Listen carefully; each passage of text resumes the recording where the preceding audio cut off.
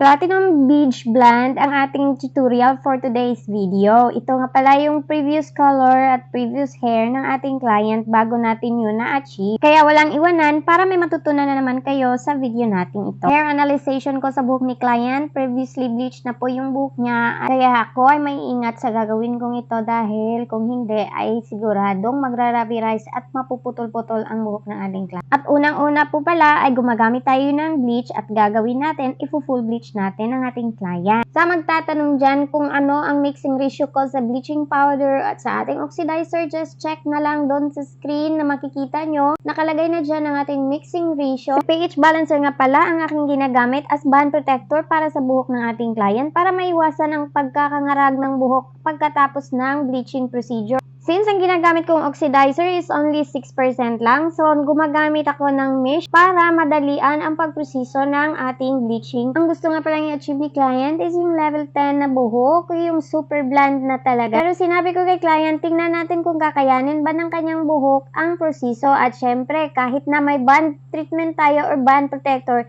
hindi ibig sabihin na hindi pa rin masisira ang buhok ng ating client. Kaya tayo pa rin mga hairdresser ang may control sa ginagamit nating mga medisina. Ito na pala yung buhok ng ating client pagkatapos ko siyang malagyan ng bleaching mixture. Nakatatlong patong na nga pala ako ng bleach at ito na nga yung party na to, nasa level 9 na yung buhok ng client. Kaya sinabi ko kay client, ito na ang level 9 na lang ang gagawin namin or ito na yung pinaka-base namin at ito to na lang namin ito. At ito na siya, kahit nasa level 9 na yung buhok ng ating client, super tibay pa rin. Take note guys, naka-bleach na to dati ang buhok ni client at pag i-bleach pa yung naka-bleach na dati is lalo talaga ito magra-rubberize o mangangarag pag hindi ito magawa ng maayos. Habang pinabanlawan ko si client, ako naman ay nag-prepare ako ng treatment para mailagay ko sa kanyang buhok. Ito naman ang sikreto ko para mas lalong maprotektahan ko ang buhok ng aking client. Kaya after ko mag-bleach ng buhok nila, nilalagayin ko talaga sila muna ng hair treatment at i-leave ko muna sila dun sa sink for about 5 to 10 minutes. Pagkatapos ng banlaw, nag-apply na tayo ng pangkulay at glossing treatment at ito na siya. At ito ang final look ng ating